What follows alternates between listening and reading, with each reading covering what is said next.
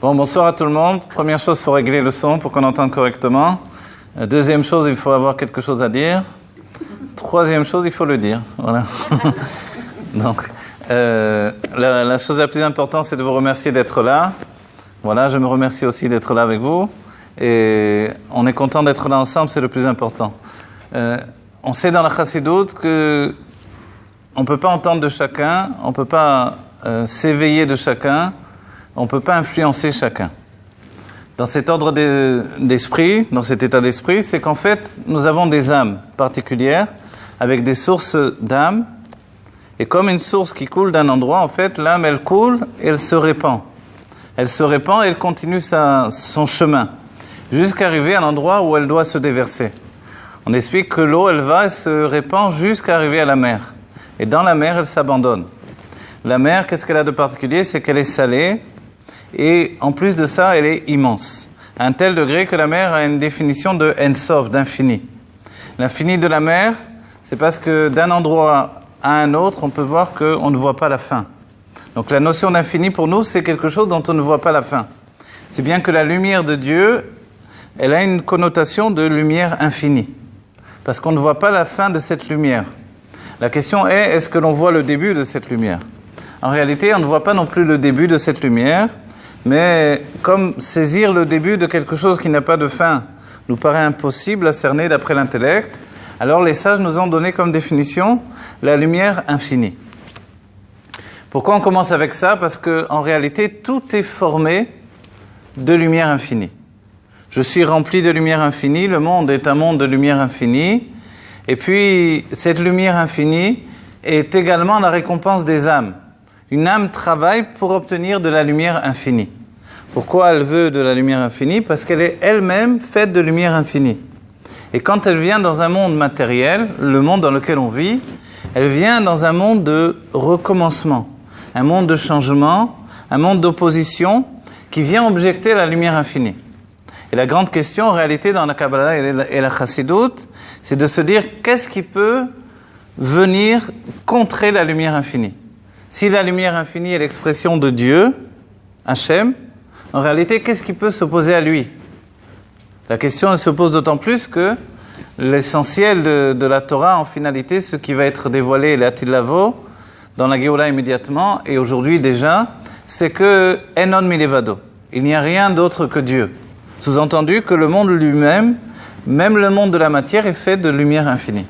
Si tout est lumière infinie, en réalité, on ne comprend pas comment il y a une différence entre une lumière infinie qui est limitée et une lumière infinie qui se déverse à l'infini. La différence, en réalité, d'après la Chassidoute et la Kabbalah, c'est notre conscience qui va faire cette différence. Ma conscience est capable de passer d'un niveau à un autre niveau, de concevoir la limite comme elle conçoit l'infini. Et comme nous vivons dans un monde qui s'appelle un monde de conscience limitée, en réalité, l'infini est une promesse. Mais la réalité divine est faite de cette lumière infinie. Si bien qu'en revenant au point de départ, il n'y a rien d'autre que Dieu. Donc, il n'y a rien d'autre que cette lumière infinie. Voilà, je vous ai rempli la tête de lumière infinie. En hébreu, c'est Or En Sof. C'est plus facile. Le Or En Sof, qu'est-ce que c'est? La lumière de Dieu, lorsqu'elle se répand pour aboutir à une construction. Cette construction, c'est notre corps et notre conscience. Quand Dieu est investi dans notre esprit, dans notre conscience, notre corps, on a fait ce qui s'appelle Dira Batartonim, une maison ici-bas pour Dieu. D'après le Midrash, c'est l'avis que prendra la Chassidoute par rapport à la création du monde. Ici, la Chassidoute délaisse les raisons de la Kabbalah et va d'après le Midrash. Et elle nous dit que finalement, Dieu a créé le monde pour avoir une maison ici-bas. Il veut une maison dans ce monde matériel. Qu'est-ce que c'est l'idée de maison pour Dieu?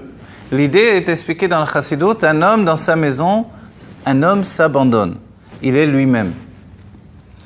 Quand on a étudié un peu sur les différences entre l'homme et la femme, on voit que la femme et l'homme sont différents dans leur maison. La femme a une nature à travailler dans la maison, l'homme a une nature à se reposer dans la maison. C'est pas vrai. C'est pas vrai.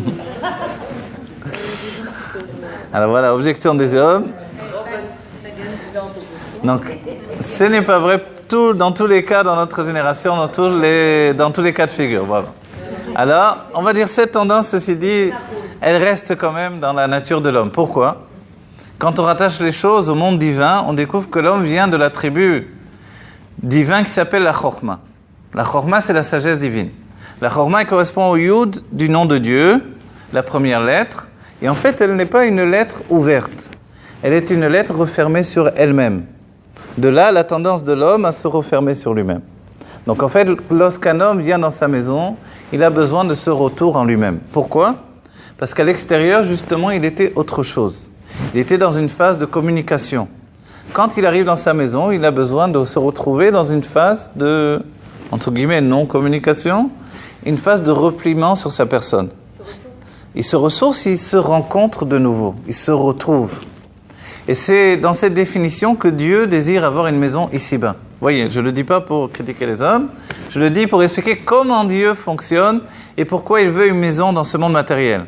Il veut une maison pour se retrouver lui-même. Sous-entendu que dans les mondes divins, puisqu'il y a une infinité de mondes divins, dans le terme du Harizal, une infinité de mondes infinis, tous ces mondes divins sont en fait des mondes où la lumière infinie se répand à l'infini. Quelle est la nouveauté de notre monde par rapport à tous ces mondes-là ? C'est que notre monde met fin à la lumière infinie. Comment on capture la lumière de Dieu, le Or Ein Sof ? Par notre conscience, qui elle perçoit le monde comme un monde terminé, on emprisonne Dieu dans notre conscience. Alors c'est là une grande question de savoir est-ce que Dieu désire être emprisonné ? A priori, Dieu ne désire pas être emprisonné dans l'idée que l'on a de la prison, mais Dieu désire coexister dans cet emprisonnement. La notion de prison, elle a l'air un peu lourde peut-être pour expliquer ce que l'on vit, ce que l'on est, etc. Le Baal Shem Tov dira que le pire état de l'exil, c'est de ne pas savoir que l'on est en exil. La notion de l'exil, c'est de savoir que, en fait, on n'utilise pas on va dire un dixième même de nos possibilités. Nos possibilités sont infinies puisque nous venons nous-mêmes de cette lumière infinie. Le fait que l'on se soit limité dans un corps matériel ne désigne pas que ce corps matériel est un monde à part entière. En fait, ce corps matériel, il est juste une résultante de ma conscience. Comme ma conscience est la conscience d'exister, elle m'enferme dans un monde fermé. On va dire, quel rapport avec tout ce qu'on a, on va dire, annoncé ? Le titre de la conférence ce soir, c'est « Détruire pour reconstruire ». D'un certain point de vue, Dieu, compte tenu qu'il est l'être infini par excellence, lorsqu'il se répand à l'infini et finit par rencontrer ce monde de la matière, a priori pour lui c'est une destruction. La reconstruction de Dieu, c'est lorsque dans ce monde de la matière, malgré la limite, je lui laisse une place infinie. Vous comprenez ce que je dis là ? Ça a l'air a priori impossible puisque le monde est limité. C'est ce qui s'appelle lui faire une maison ici-bas. Et c'était la grande question de Shlomo HaMelech lorsqu'il a construit le Beth Amikdash. Le Beth Amikdash a été construit par une injonction divine, une demande de Dieu lui-même. Finalement, une fois que Shlomo termine les murs, qu'il fait pénétrer tous les kelim à l'intérieur, tous les ustensiles du Beth Amikdash, la question se pose, est-ce que Dieu va venir dans une maison faite de pierre ? Est-ce qu'il est comme un homme qui va venir habiter dans un endroit où finalement il s'enferme comme un homme pour vivre enfermé dans un lieu précis ? Et la réponse, c'est que finalement, a priori, ce n'est pas compréhensible. A priori, ce n'est pas possible que Dieu, qui est justement cet être infini, puisse se limiter et habiter dans une maison de pierre. Et Shlomo, pour exprimer que finalement Dieu viendra dans cette maison de pierre, il donne l'image d'un roi qui était très triste, qui s'ennuyait. Et ce roi s'ennuyait tellement qu'on lui a proposé de lui amener des tas de clowns, des tas de comiques, des acteurs, des comédiens, dans le terme même de comédie. On lui a joué la comédie, et puis finalement rien n'a bougé. Le roi n'était pas très amusé, alors on ne savait plus trop quoi faire, jusqu'à ce qu'un jour se présente un homme qui dit qu'il a quelque chose de particulier qui va certainement amuser le roi. Cet exemple, c'est un exemple de Shlomo HaMelech, on rappelle. Alors, qu'est-ce que c'est cette chose de particulière? Il explique que c'est un tzipor amedaberet, un oiseau qui parle. Alors évidemment, nous aujourd'hui on dit un oiseau qui parle, bon c'est un perroquet. Mais dans l'idée même de l'exemple donné par Shlomo, c'est quelque chose de particulier. Un oiseau qui parle, c'est-à-dire quelque chose qui n'est pas normal. Quelque chose qui est hors norme. Un oiseau est fait pour voler, pour chanter, mais non pas parler. Le fait de parler, dans l'ordre des choses, il y a le minéral, le végétal, l'animal et l'homme. Dans la définition hébraïque, on dira le domem, l'immobile, c'est le minéral. Le tsoméar, c'est ce qui pousse du bas vers le haut. Le chai, c'est ce qui est vivant. Comment on sait qu'une chose est vivante? C'est qu'elle se déplace. Et le médaber, c'est l'homme. L'homme, la définition de l'homme, c'est médaber, celui qui parle. Pour parler, il faut penser. Et pour penser, il faut un langage. Ce qui donne une particularité à l'homme, c'est le langage, par lequel il construit une pensée. Donc en fait, tout ce qui nous définit, c'est à la fois la construction de la pensée, cette faculté de la pensée de pouvoir s'exprimer. Donc il est évident que quand on dit un animal parle, on dit ça va pas, c'est pas normal. Parce que l'animal est de l'ordre de chai, celui qui est vivant et qui se déplace, et non pas celui qui parle. Pour parler, il faut penser avec un langage sophistiqué. Alors l'animal ne peut pas parler a priori. Et dès que l'on amène ce perroquet devant le roi, le perroquet se met à parler. Et le roi est évidemment amusé et enchanté de voir qu'il est possible tout à coup de voir un animal, un oiseau, qui est particulier d'entre tous les animaux, que cet oiseau parle. Il y a une histoire vraie qu'on m'a racontée il y a pas mal de temps, quelques années à l'époque où j'étais en shlichut avec les Mekoubalim, le Rav Moshe Harmoni, il avait rapporté une histoire vraie où quelqu'un avait un perroquet. C'était un perroquet qui parlait. Bon, c'est normal pour un perroquet.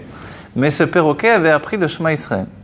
Il s'était dit, c'est quelqu'un qui était un juif religieux, il s'est dit, pourquoi je vais lui apprendre des bêtises, bonjour monsieur, je ne sais pas ce que disent les perroquets. Il s'est dit, autant lui apprendre quelque chose d'intéressant. Et il lui a appris le Shema Israël.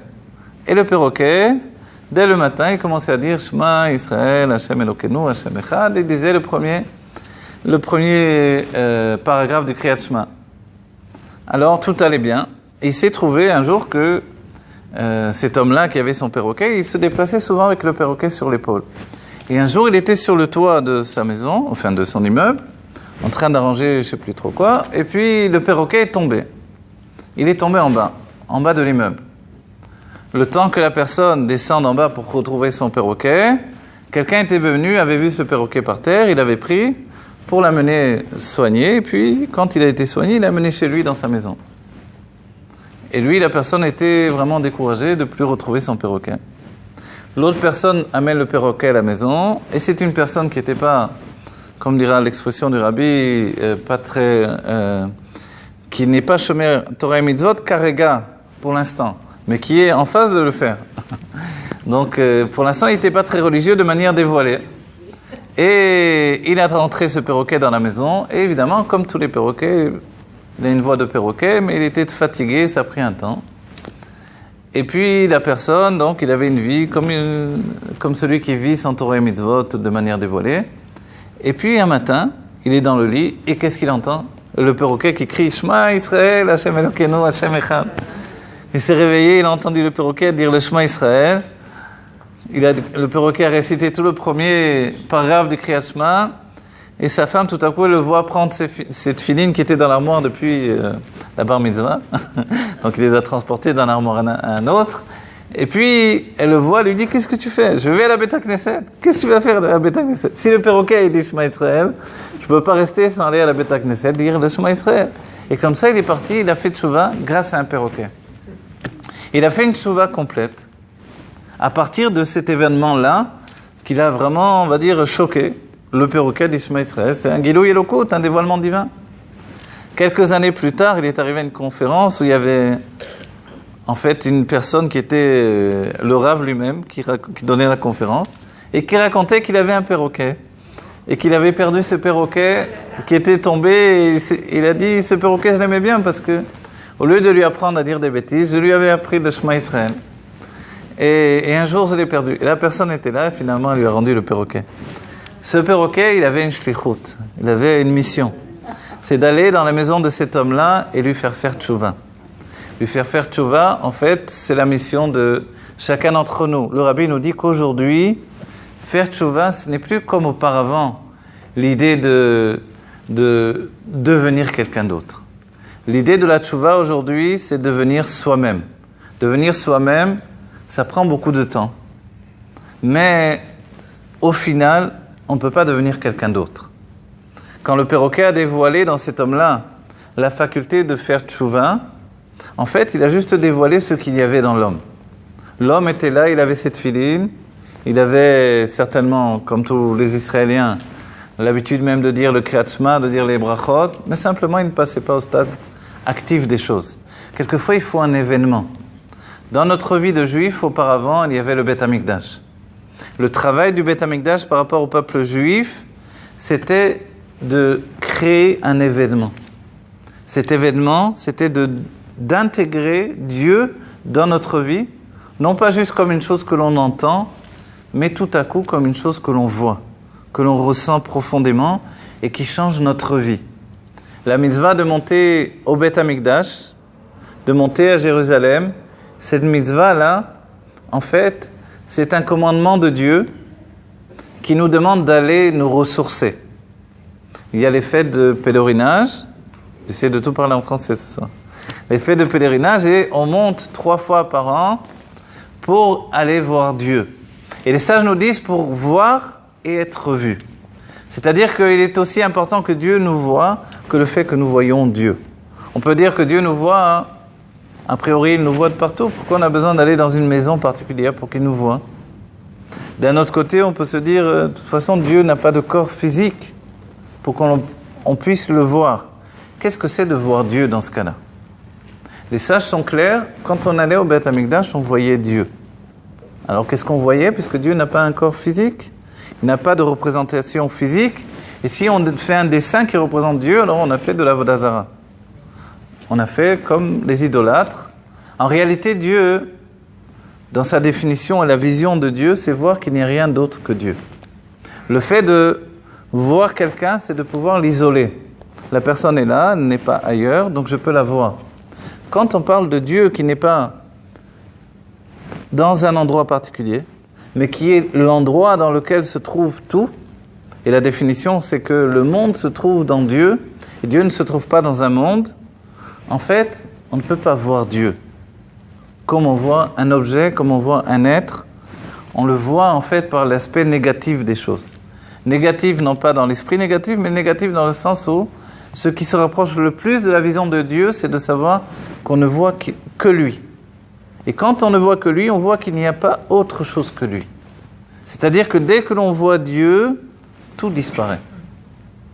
Si je suis capable de voir ici Dieu dans cette pièce, il n'y a plus de pièce. Il n'y a plus que Dieu. Je ne vois même plus les personnes qui sont là. Je vois des noms divins, des expressions divines. Et peut-être si quelqu'un bouge la main, fait un geste, je verrai les noms divins qui vont bouger, comme des vagues qui vont remuer. Mais en réalité, il n'y a plus que Dieu. Il est dit sur Rabbi Nachman de Breslev qu'une fois il s'est retrouvé, après un état particulièrement élevé, après la prière, le jour de Shabbat, il est venu après le Kiddush pour faire son motzi, et lorsqu'il est arrivé pour faire son motzi, ses élèves ont vu qu'il ne trouvait pas le pain. Alors, ils ont pris la main et ils l'ont mis sur le pain. Et après, ils lui ont demandé qu'est-ce qui s'est passé. Il a expliqué qu'il ne voyait pas le pain parce qu'il ne voyait plus que les noms divins. Il n'y avait pas plus de pain que d'autres choses, tout était des noms divins. Donc en fait, il a fallu lui mettre la main sur le pain pour qu'il puisse le couper. Dans ce cas-là, on comprend que si l'on voit Dieu, on devient un aveugle par rapport au monde. On ne voit plus le monde. D'un autre côté, alors on va dire comment ça se fait qu'on voit le monde et on ne voit pas Dieu. Les sages ont défini ces 2 états de conscience, ces 2 états de vision, dans une définition qui s'appelle Kel Leot Avaye. Dieu a 2 états de conscience. Un état de conscience supérieur, où tout est Dieu, et dans ce cas-là, le monde n'existe pas, comme on l'a illustré ici. Donc je vois Dieu, donc je ne vois plus le monde. Donc comment je peux remplir ma mission dans ce monde, dans ce cas-là? D'un autre côté, il y a également le fait de ce qui s'appelle, on n'a pas précisé, le premier s'appelle Dat Elion, la conscience supérieure. Enon milevado, il n'y a rien d'autre que Dieu, donc finalement, Kula Kame Kelo Chashiv, dans un premier état, tout est sans importance, et finalement, rien d'autre n'existe que Dieu. Et le deuxième niveau de conscience, celui qui est apparenté à la création, c'est ça la création, c'est qu'en fait, je ne perçois les choses que d'après ma propre conscience d'enfermement au-dedans de moi-même. C'est-à-dire que la conscience, c'est la création. Donc en fait, tout est moi. Si tout est moi, tout est ma perception du monde. Et dans ce cas-là, Dieu n'existe pas.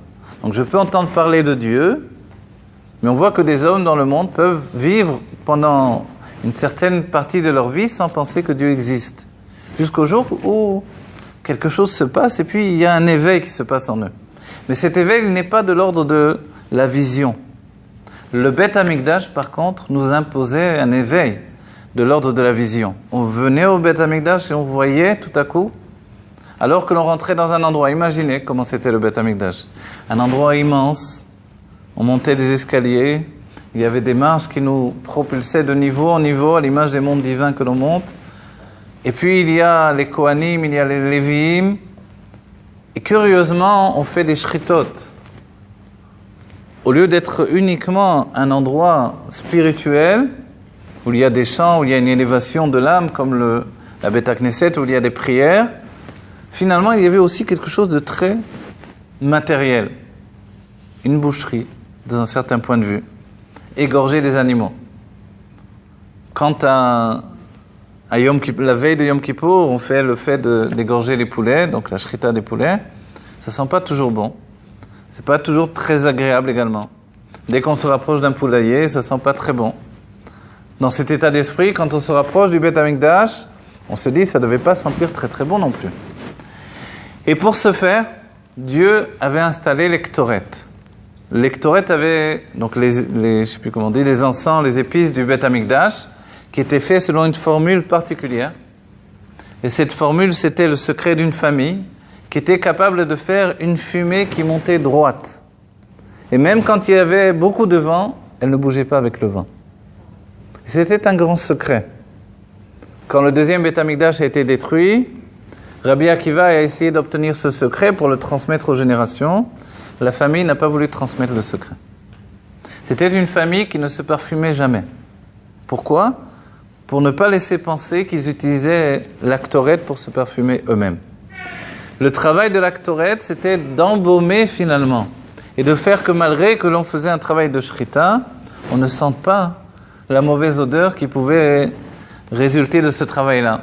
On va dire, c'est tout ce que faisait l'Aktoret ? Non.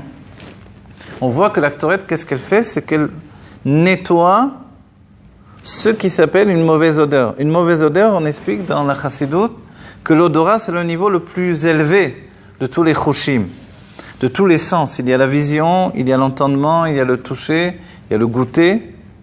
Mais l'odorat, c'est ce qu'il y a de plus élevé. Dans la mémoire, puisque la mémoire, on a tous des mémoires différentes. Il y a la mémoire dans l'ordre de la vision. Je me rappelle d'une chose en voyant la chose dans ma tête. Je me rappelle d'une chose en entendant quelquefois des sons qui ressemblent à... Je peux entendre la voix de quelqu'un qui ressemble à la voix de quelqu'un d'autre. Je peux entendre la voix d'un arrière-grand-père alors qu'il est parti depuis longtemps et quelqu'un qui a un petit peu sa voix ou quelqu'un qui lui ressemble. Et puis, il y a la vision du goûter. Je mange quelque chose et ça me rappelle quelque chose que j'avais goûté il y a très très longtemps ou que j'avais mangé alors. Mais le niveau le plus élevé dans le fait de provoquer la mémoire, c'est l'odorat. Quand on sent une odeur très forte, ça peut nous propulser en un instant des années en arrière. Et si on était capable de le cerner, de le voir, de le ressentir, même peut-être des siècles en arrière. Et en fait, l'odorat a un travail précis. L'odorat vient et soulève la personne et l'entraîne vers des mondes spirituels. De la même manière, on se rend bien compte, quand un endroit sent mauvais, on se sent sale physiquement. Alors que finalement, l'odeur ne nous atteint pas physiquement.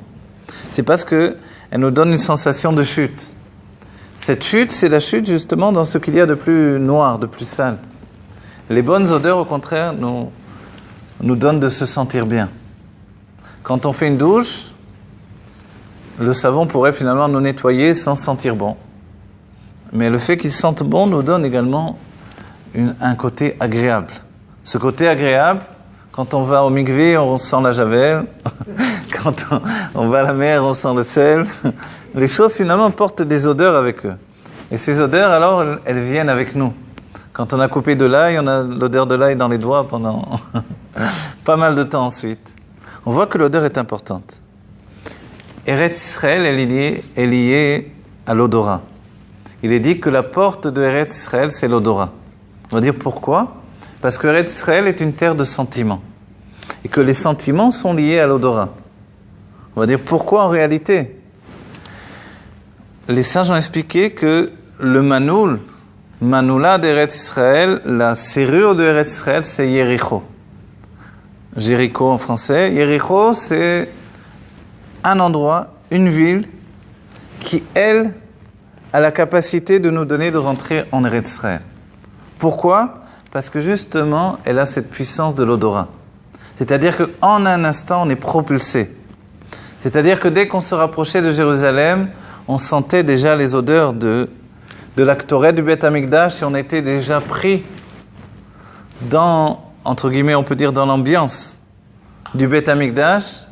Mais plus que ça, notre âme, elle était déjà comme enivrée de l'odeur. Les sages rapporteront que l'une des odeurs qui peut se rapprocher de l'Aktoret du Beth Amikdash, ce sont les odeurs des herbes sauvages dans la montagne. Quand on est dans une montagne très élevée et qu'il y a beaucoup de vent et qu'il y a de nombreuses herbes odorantes et que le vent va faire circuler l'odeur de ces herbes-là, ces herbes sauvages, on peut ressentir un bien-être profond. Quelquefois, dans la mer également, on ressent ce bien-être-là. Mais on s'aperçoit que s'il fait trop chaud, alors les odeurs disparaissent. Trop de chaleur pour faire disparaître les odeurs. C'est-à-dire qu'avec tout ce que l'on vient de dire sur les odeurs, on a l'impression qu'elles sont invincibles d'un certain point de vue. Et on voit que quand tout est sec, les odeurs disparaissent. Pourquoi ? Parce que ce qui entraîne la faculté de sécher, c'est la gvoura. La gvoura, c'est la rigueur c'est la limite. Quand il y a trop de limites, alors on perd finalement l'odorat. L'un des signes que finalement on se retrouve dans un endroit qui nous enferme, c'est parce qu'on perd l'odorat. L'une des choses extraordinaires quand on arrive en Eretz Israël, c'est qu'on se rend compte que c'est un pays qui sent beaucoup moins que les autres pays.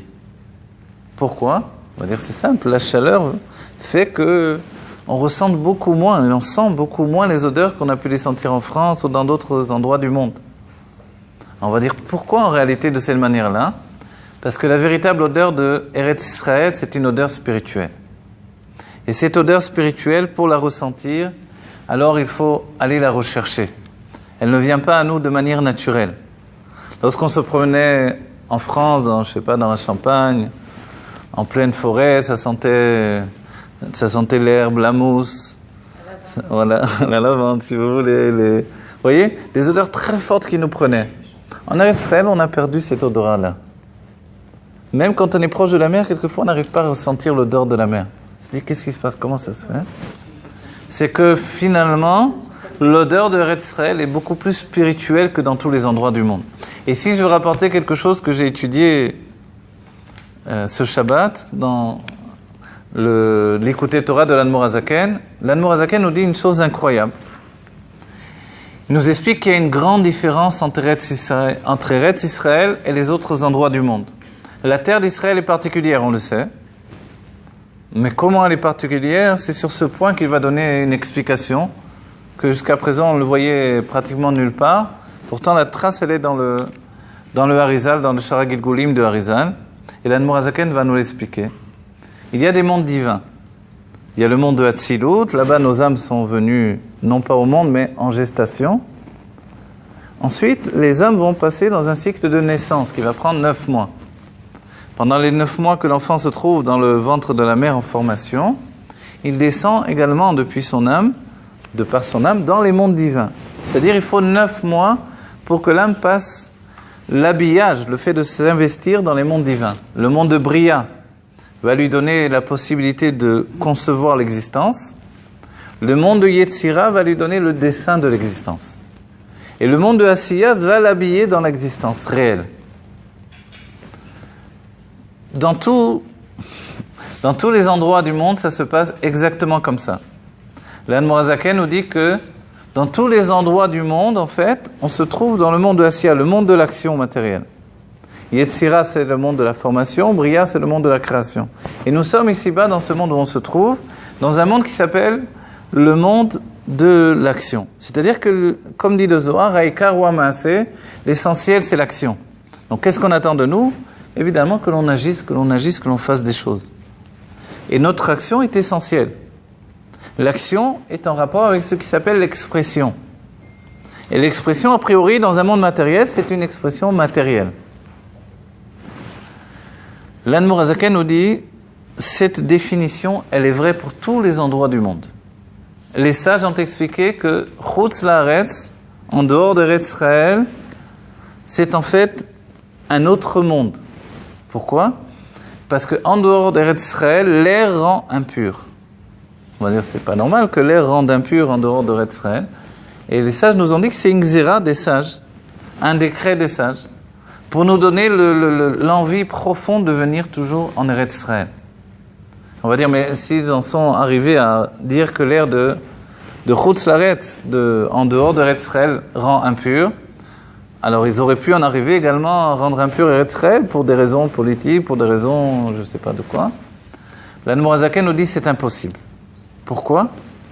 Parce qu'Eretz Israël est différente.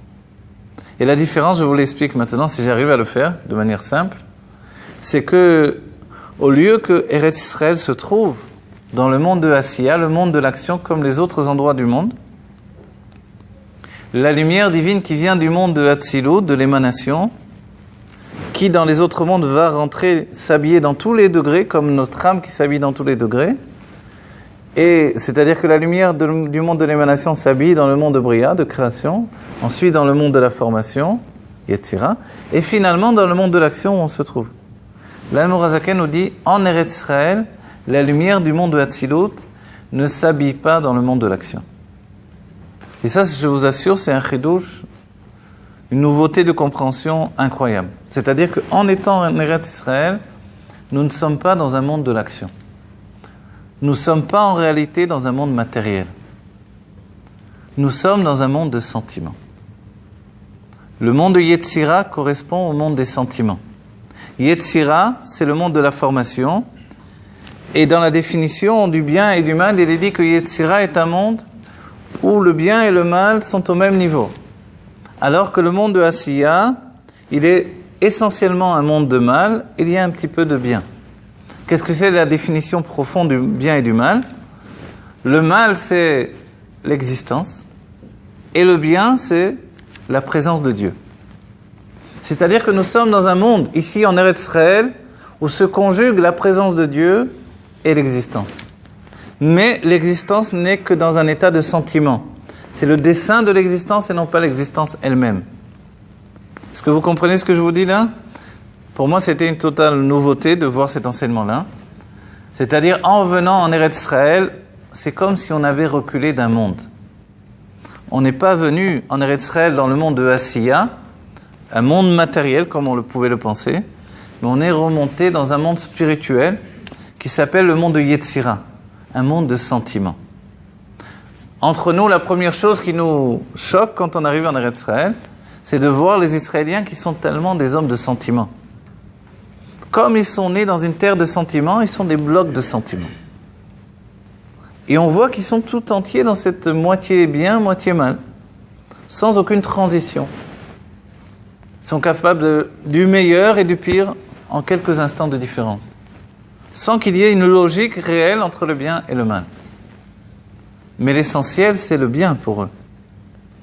Et on se rend compte qu'au bout du compte, malgré qu'on a l'impression qu'ils sont éloignés de la religion, on se rend compte qu'ils font des tas de mitzvot. Énormément d'Israéliens ne mettent pas la kippa dès qu'ils sortent de la Beth Knesset, mais ils vont tous les matins mettre les tefillin à la Beth Knesset. Nombreux sont ceux qui font les Birkat Hamazon, qui font les prières de la journée, et pourtant, quand on les voit, on a l'impression que ils embrassent les mezuzot, ils font les brit milah, ils donnent la tzedaka. En vérité, la définition en Eretz Israël de religieux et non religieux est totalement explosée.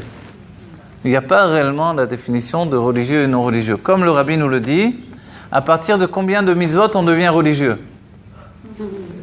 Donc en fait, on ne peut pas dire qu'une personne est religieuse et l'autre n'est pas. D'autant plus que le judaïsme n'est pas une religion, mais un état d'être.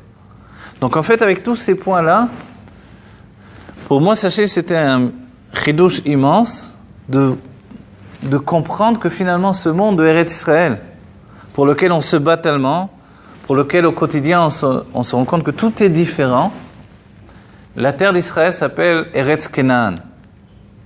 La terre qui est une terre de Kenaan, les sages disent, même si ce n'est pas écrit de la même manière, les sages sont très libres dans leur explication par rapport à l'étymologie des mots. Kenaan, c'est l'étymologie de Kinyan. Kinyan, c'est un achat. C'est une terre de commerce. Dans tout le Chumash, elle ne s'appelle jamais Eretz Israël. Il faudra attendre l'époque où il va y avoir une séparation, où Am Israël va se scinder en deux. Il va y avoir effectivement Yehuda, Binyamin et Israël. Et de là, la définition de la terre d'Israël. Mais auparavant, dans toute la Torah, on appelle la terre d'Israël Eretz Kenaan. Donc c'est une terre qu'il faut acheter. C'est une terre de commerce. Et le commerce, c'est une affaire de sentiments. Les sentiments ont ceci de particulier que finalement, ils travaillent à acheter pour obtenir les choses. C'est-à-dire, les sentiments de l'âme animale, et quand on parle de Israël, on parle de l'âme animale, c'est justement le fait d'obtenir les choses par les sentiments eux-mêmes. C'est-à-dire que quand je veux m'approprier une personne, alors je vais être sympathique avec elle. Et quand j'aurai obtenu ce que je voulais de cette personne, j'ai plus de raison, d'obligation d'être sympathique avec cette personne. Donc la meilleure des choses, c'est de me brouiller avec cette personne, comme ça je vais en être débarrassé. Et comme ça, on peut fonctionner avec notre âme animale. Comme ça, on peut fonctionner dans le couple, avec les amis, avec la famille même, quand c'est trop difficile à porter. Vous voyez ? Certaines personnes vont exprès, et je l'ai entendu quelquefois, ne croyez pas que j'invente quelque chose, hein, exprès, faire une embrouille avec des personnes pour pouvoir se libérer un peu de ces personnes. Et quand j'aurai envie de les revoir, alors je me réconcilierai. Et les sentiments, en réalité, fonctionnent de cette manière-là. C'est-à-dire, je donne de mon être, de mes sentiments pour obtenir. Et quand je veux me séparer de la personne, alors je m'embrouille avec elle et je me sépare. Le chesed, la générosité, l'expression de moi-même, me rapproche de la personne. Et finalement, la gvoura, elle coupe la rigueur, elle coupe le lien avec cette personne. Quand on dit qu'Eretz Israël est une terre de sentiments, les sages l'ont défini, c'est une terre qui dévore ses habitants. Les sentiments peuvent nous dévorer. Qu'est-ce que c'est nous dévorer ? C'est-à-dire que quand je tombe dans les sentiments, je suis toujours maintenant, on va dire, parti pris pour une chose. En hébreu, on dira le terme de nogé abadavar. Nogé abadavar, c'est-à-dire, on me demande de trancher entre une personne et une autre, mais moi j'aime bien cette personne-là. Alors évidemment, je vais trancher sur la personne que je préfère. On me demande de décider une chose, mais moi j'ai intérêt à cette chose-là. Donc ça, ce sont les sentiments. L'intellect, lui, il est capable de voir les choses de beaucoup plus loin. Et la définition de l'intellect commence à partir de ce qui s'appelle « mais vers la Yarden », de l'autre côté du Jourdain. De l'autre côté du Yarden, il y a les terres de Kinik, Niziv et Kadmoni, qui sont en relation avec Chabad, l'intellect, Chochma, Bina, Vedat, et qui, eux, déjà nous font pénétrer dans l'intellect. De là, le fait qu'on a vu dans les parachiotes que certaines tribus ne voulaient pas rentrer en Eretz Israël, s'y installer, mais préféraient s'installer de l'autre côté du Yarden. Pourquoi ? Parce qu'ils préféraient l'intellect au sentiment. Moshe Rabbeinu s'énerve et il leur demande de gagner la guerre des sentiments et ensuite de s'installer de l'autre côté du Yarden. Et c'est ce qu'ils vont faire. Sous-entendu que l'intellect s'obtient quand on a terminé la guerre des sentiments. La guerre des sentiments, vous le connaissez ce terme, s'appelle Tikkun Amidot. Dans la Chassidut Chabad, on ne parle pas beaucoup de Tikkun Amidot. C'est assez curieux. C'est presque la seule et unique Chassidut où on ne parle pas de ça. On va dire pourquoi alors ? Peut-être parce qu'on est désespéré, mais parce qu'en réalité, l'étude même de la Chassidoute fait un travail qui s'appelle le Tikkun Amidot. Parce que la Chassidoute nous demande de nous élever vers un état qui dépasse les sentiments. La Chassidoute Chabad a ceci de particulier par rapport aux autres courants, qu'elle nous donne de comprendre la Chassidoute. La Chassidoute tout entière vient du Baal Shem Tov, lequel est venu dévoiler les sentiments. Donc en fait, dès que l'on dévoile les sentiments, on est en relation avec la terre d'Israël. Dès que l'on dévoile l'intellect, alors on se dit, l'intellect nous sort de Eretz Israël dans ce cas-là. Mais on voit que le problème, c'est que quand on est enfermé dans un endroit, on ne peut pas savoir comment voir les choses à partir de l'extérieur. Dans notre époque, les choses ont un petit peu changé. Pourquoi ? Parce que nous sommes un monde interplanétaire, un monde qui permet de voir tout ce qui se passe à l'extérieur, et finalement, quelquefois, à force de voir ce qui se passe à l'extérieur, on en oublie finalement de vivre profondément l'instant présent et l'intérieur de notre vie. C'est-à-dire, on sait de quoi je parle finalement, avec un portable, avec Internet, on peut vivre du matin au soir à l'extérieur de ma maison, à l'extérieur de ma vie, de ma ville, et vivre uniquement avec ce qui se passe à l'extérieur, en oubliant de vivre intensément le moment et l'endroit où je me trouve. Le Baal Shem Tov dira, pour réparer toute ma vie et toutes les vies passées, il n'y a qu'une seule solution, un seul moyen, vivre intensément l'instant présent. Et pour ça, il faut me donner tout entier. Et pour se donner tout entier dans l'instant présent, alors il faut le faire à la manière dont l'odorat nous prend. Quand l'odorat nous prend une bonne odeur, c'est quelque chose de tellement fort que finalement, je donne un exemple, l'odeur du pain est bien meilleure que le goût du pain. Quelquefois, on sent une odeur de café quand vous allez à Tzfat. Il y a l'usine de café à Tzfat, comme ça, vous rentrez dans Tzfat, vous avez toujours envie de boire un café parce que on sent l'odeur de l'usine de café. Mais le café, quand on va boire le café, il ne sera jamais aussi bon que l'odeur du café. Le pire qui peut nous arriver, c'est que une femme sente bon et qu'elle soit... On dit, les sages ont trouvé cette image pour exprimer les choses. Qu'une personne peut avoir une bonne odeur et finalement n'être pas en relation avec cette odeur. Vous savez la différence entre l'odeur et le goût, c'est la différence qui peut exister entre l'âme et le corps. Le corps, lui, il est immédiat. Il ne peut pas se suffire de l'odeur. À un tel degré, nous dit le Rabbi, que l'odeur n'est pas une jouissance physique. L'odeur est une jouissance au niveau de l'âme. C'est pour ça que Motzei Shabbat, on va sentir une bonne odeur pour donner, on va dire, tranquilliser l'âme qui est restée dans le corps, alors que l'âme, l'autre partie de l'âme, les makifim, la neshama etera, s'est retirée pour tranquilliser les os d'en bas qui représentent l'âme qui est à l'intérieur du corps. On lui donne de sentir une bonne odeur. À ce moment-là, elle se tranquillise. C'est-à-dire que l'odeur est capable de nous soigner. D'entre les choses qui nous soignent, on peut rajouter l'odeur à un tel degré que quelquefois, une bonne odeur peut nourrir une personne jusqu'à un certain degré également. Donc en fait, on se rend compte que le monde dans lequel on vit, c'est un monde de sentiments, c'est un monde d'odeur, c'est un monde de toucher. Mais le problème, c'est qu'auparavant, on a dit que tout ça, ça n'existe pas réellement. Et qu'en réalité, tout n'est que lumière infinie. Et qu'en réalité, la réalité elle-même, ce n'est qu'une volonté divine. Et cette volonté divine, on ne peut pas la saisir avec les mains, on ne peut pas l'enfermer. Elle est juste quelque chose qui est lié à notre conscience. Ce qui s'appelle l'âme divine, si l'on peut donner une traduction à l'âme divine, on pourrait traduire âme divine par conscience divine. Et quand je dis une conscience divine, sous-entendu une conscience d'exister dans Dieu ou en dehors de Dieu. Quand l'enfant vient au monde, il va le manger, il va se nourrir, il va apprendre à toucher, à parler, à saisir, à s'intégrer dans ce monde.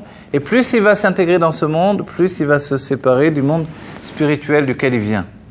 En fait, il quitte le Dat Elion, la conscience supérieure où tout n'est que Dieu, parce qu'il vient du monde des âmes, et il rentre dans un corps matériel. et il pénètre de plus en plus dans ce corps matériel. Il est en train de se déconnecter de la Elokut, du divin. Et en réalité, notre travail en tant qu'éducateur, c'est de lui donner de retrouver le monde divin et d'associer le divin et ce monde qui a l'air tellement réel. Mais en fait, au bout du compte, par l'étude approfondie, on s'aperçoit que ce monde n'est pas plus réel que les autres. La science, aujourd'hui, accompagne les textes de la Kabbalah et de la Chassidut. Elle vient donc dire que tout n'est que masse, qu'énergie, et qu'au-dedans de tout, il y a une infinité de tout, et que rien n'est fermé, rien n'est aussi cloîtré dans son image comme on a pu le penser. De la même manière, la Torah, depuis des siècles, nous exprime que ce monde n'est pas un monde matériel. C'est un monde spirituel qui, lui, a l'aspect du monde matériel. Et notre travail, aujourd'hui même, c'est de se dire qu'auparavant, on avait un Beth Amikdash qui nous montrait le véritable aspect du monde. Et on venait 3 fois par an au Beth Amikdash pour qu'ensuite l'impression profonde provoquée par le Beth Amikdash soit suffisamment forte pour que lorsque je retourne à la vie dans un monde qui apparemment a l'air d'un monde matériel, je ne suis pas dupe. Je sais très bien que ce monde est un monde divin. Et à chaque fois, je reviens, je me ressource, je me rends compte qu'il n'y a rien d'autre que Dieu. Et j'ai égorgé mon animalité et je redeviens un homme spirituel. Et c'est pour ça qu'au moins 3 fois par an, il faut venir au Beth Amikdash. Quand le Beth Amikdash a été détruit, on a entamé une autre forme de religion, d'expression de notre judaïsme. On a commencé à voir l'apparition des Bate Knesset et des Bate Midrash. La Beth Knesset a pour but d'être un petit Beth Amikdash. Le problème, c'est que dans la Beth Knesset, on ne voit pas Dieu, comme on le voyait dans le Beth Amikdash. En quoi donc c'est un petit Beth Amikdash ? C'est un petit Beth Amikdash parce que, comme au Beth Amikdash, on apportait des prières à Dieu, et que ces prières auparavant étaient sous forme d'animaux. Un animal qui représentait mon âme animale, que j'étais capable d'égorger pour me soumettre à Dieu. Mon offrande était une offrande animale, comme il est écrit, Adam qui akriv mikem, korban la'Hashem. Un homme qui donne de lui-même en fait. Il se donne lui-même en korban, en sacrifice pour Dieu. Et le korban, c'est l'étymologie de kirouv, de se rapprocher. Donc en fait, le korban était une faculté, une possibilité qui nous était donnée de nous rapprocher de Dieu. Aujourd'hui, comment on fait ? C'est par les textes, des prières, que l'on va se rapprocher de Dieu. En fait, pour se rapprocher de Dieu, on a besoin des textes des prières. De la même manière, de quoi sont faits les textes des prières, la plupart du temps ?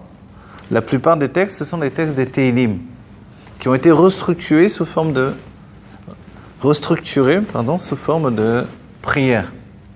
La prière, le livre qui contient la prière, ça s'appelle le Sidour. Le Sidour, c'est l'étymologie de Seder. Le Seder, c'est en fait, d'après le Harizal, le Seder des mondes divins. C'est-à-dire que le but de la prière, c'est d'enlever l'âme de notre corps pour qu'elle puisse monter dans les mondes divins en passant des paliers successifs. Dans la préparation à la prière, le matin, on est totalement dans le monde de Asiya. En Israël, comme on l'a dit, on n'est pas dans le monde de Asiya, le monde de l'action. On est dans un monde spirituel de sentiments divins. Normalement, ce monde, on l'atteint à partir de Baruch She'amar.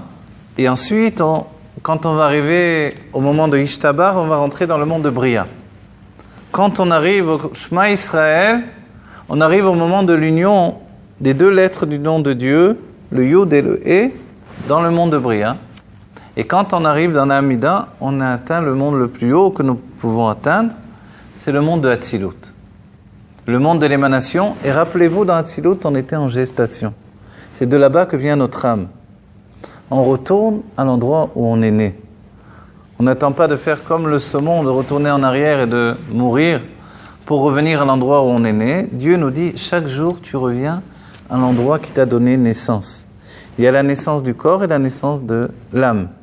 C'est pour retrouver la naissance de l'âme que l'on revient en gestation dans le monde de Hatzilut. Et en fait, on comprend bien que tout ça, on en a besoin. On en a besoin pour se ressourcer. On revient à la source. Les sages nous ont dit la Beth Knesset peut remplacer le Beth Amikdash, mais il reste quand même le problème de la vision. Si on ne voit pas Dieu, alors le Beth Amikdash a disparu dans ce qu'il avait d'essentiel, provoquer la vision de Dieu. Et en fait, on doit bien comprendre que dès que le Beth Amikdash a été détruit, il y a une intention divine. Détruire pour reconstruire. Le Beth Amikdash est détruit afin de reconstruire un nouveau Beth Amikdash. Dieu a détruit le premier Beth Amikdash pour reconstruire le second. Le second était fait à l'image du troisième et du premier. Vous savez, quand ils ont fait le second Beth Amikdash, ils ont mélangé les plans du premier Beth Amikdash et la vision de Yecheskel Hanavi qui avait vu le troisième Beth Amikdash. Et ils ont fait le second, qui d'un certain point de vue était plus beau que le premier, surtout après que Hérode l'ait encore amélioré. Mais voilà, le second n'avait plus les miracles du premier. On peut voir que l'on avait chuté de niveau en niveau. Alors quel sera le troisième Beth Amikdash? Si le premier avait des miracles, la Shrina résidait dans le premier Beth Amikdash. Quand on portait un korban, il y avait un feu qui descendait du ciel en forme de lion. Le lion représente le monde de Hatzilut. Et il mangeait le korban, il mangeait le sacrifice que l'on avait apporté. Donc on voyait quelque chose de concret. Dans le second, il n'y avait plus tout ça. Il n'y avait même plus les Urim Vetumim. Dans le pectoral du Kohen Gadol, il n'y avait plus à l'intérieur tout ce qui donnait le fait d'entendre la parole de Dieu à partir de là. Il n'y avait même plus les luchot qui avaient été brisés dans le premier Beth Amikdash. On peut dire le second, c'était un Beth Amikdash, on va dire plus proche de la Beth Knesset que nous connaissons déjà. Sous-entendu que malgré tout, on ne voyait pas Dieu comme dans le premier. Alors il y avait une chute. Alors on peut se dire, et le troisième Beth Amikdash alors? Si c'est dans l'ordre de la chute, dans le judaïsme ce n'est pas une évolution, c'est une régression a priori. Qu'est-ce que va être le troisième Beth Amikdash? En fait, dans le troisième Beth Amikdash, la chute est à un degré sans considération. Ça veut rien dire, c'est ce que je dis? Sans aucune mesure de limite. La chute est totale. Qu'est-ce que ça veut dire, la chute est totale? C'est que auparavant, il fallait sortir de son corps pour voir Dieu. Il fallait s'élever dans des mondes spirituels. Et c'est comme ça qu'était construit le Beth Amikdash de Shlomo. Il provoquait le fait que l'âme quitte le corps et s'élève et qu'elle quitte le carcan du monde matériel pour voir Dieu. Le second Beth Amikdash faisait que l'on ressentait le divin, mais on était quand même dans un monde normal. Il n'y avait plus déjà la vision claire et nette de Dieu. Et le troisième Beth Amikdash, en réalité, tout est différent. C'est que le troisième Beth Amikdash est à l'exemple de ce que l'on commence à vivre aujourd'hui. D'après la Torah, d'après les sages, nous sommes déjà dans les jours du Mashiach. Ce n'est pas pour rien que nous sommes en Eretz Israël et que l'on apprend que Eretz Israël elle-même est un monde supérieur que les autres endroits du monde. Nous sommes dans un autre monde, vous vous rendez compte? Nous sommes dans le monde de Yetzira, le monde de la formation, un monde spirituel, ici au sein de Eretz Israël. Et en fait, ce qu'il y a d'extraordinaire, c'est que dans notre époque, on ne voit plus Dieu en quittant le corps, mais le but de tout, c'est de voir Dieu au sein même de notre corps. C'est d'être capable, sans avoir besoin de lunettes, de voir Dieu ici dans la Beth Knesset. De voir que tout est Dieu et pourtant je n'ai pas disparu. Le dernier Beth Amikdash, en fait, d'un point de vue de dévoilement à l'extérieur du corps, c'est une chute sans précédent. On rentre dans la matière.